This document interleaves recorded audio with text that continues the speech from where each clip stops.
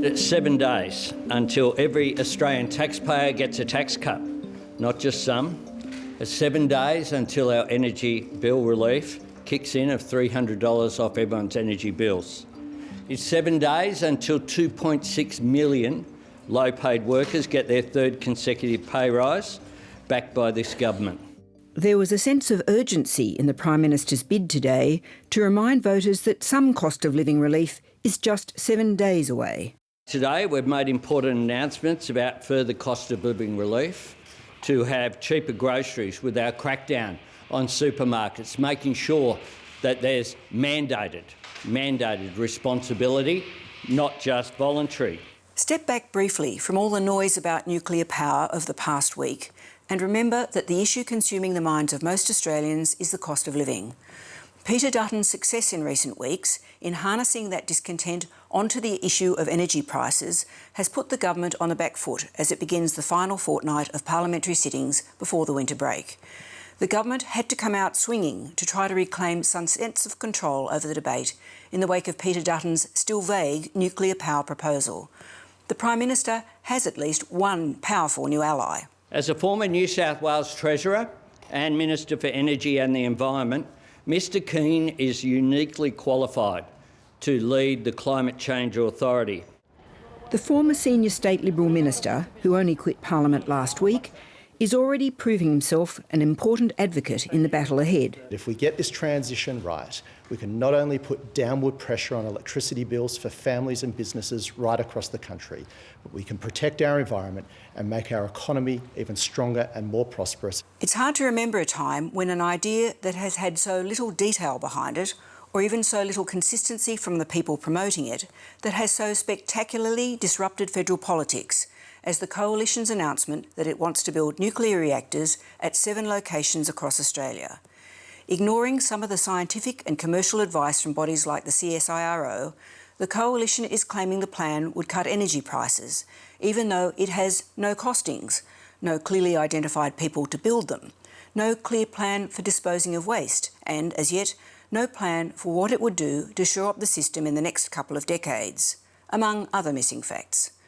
But just as this thinly sketched out idea, to which new details are added almost daily, has disrupted politics, it has also had much more significant, real and immediate market consequences, irrespective of whether there is even a change of government. Even though we're not talking about something new in the system until 2035, 2037, it immediately creates huge uncertainty and unpredictability about how investments will be made.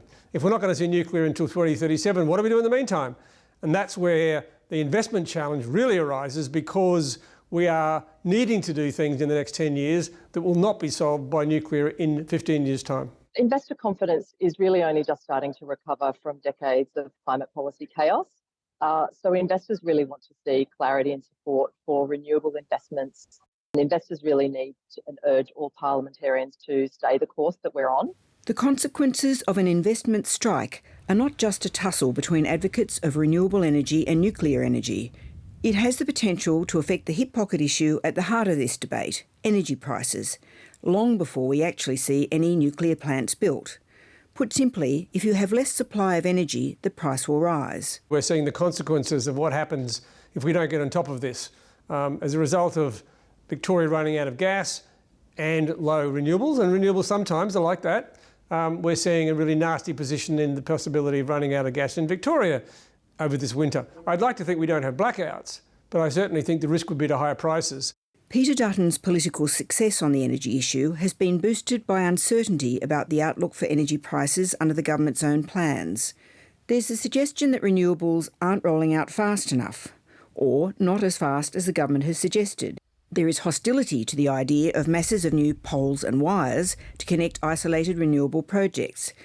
And the question of whether there is enough gas supply keeps raising its head. We had made a lot of progress with investing on renewables where we had the grid with capacity to deal with it and rooftops on which to put it in our homes. We've run out of a lot of that capacity, and now we have to build more transmission to connect all those renewables, and the cost of transmission has gone up, the regulatory approval process has slowed down, and communities aren't all that excited about having more transmission lines in their communities. We're starting to see improvements in that trajectory, and the government's already got policies in place that will improve that. we're sort of 5.5 years out from 2030. So there's still time to add new policies, and we're continuing to advocate to fasten up, to make this transition well planned, fast and fair. Then there is the question of the Coalition's policy itself. Having initially suggested 7 large or small reactors in 7 locations, the Opposition's energy spokesman said on the weekend there may be more than 1 reactor at one site. The Coalition also says we have to wait to see its plans for renewables, where there are conflicting statements from the Liberals and Nationals, and for gas. It is a policy in what seems like perpetual transition, which makes it almost impossible to assess. On those end-of-life coal-fired power station sites, we can utilise the existing distribution network. This is a really important point. Labor has promised 28,000 kilometres of new poles and wires. We need to pour more gas into the market.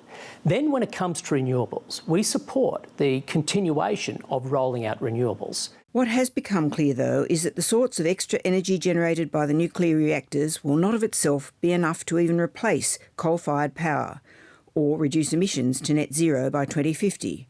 While the Coalition suggests nuclear power at the site of old coal-fired power stations would eliminate the need for new poles and wires, that isn't the case. It's hard to see how what's being proposed would alleviate the need for a lot more transmission, maybe not quite as much as is currently being looked for, but in terms of significance, 10 gigawatts of power in a system that's going to need 200 is reckoned very small indeed. The market operator forecasts that within the next 10 years, demand for electricity will double.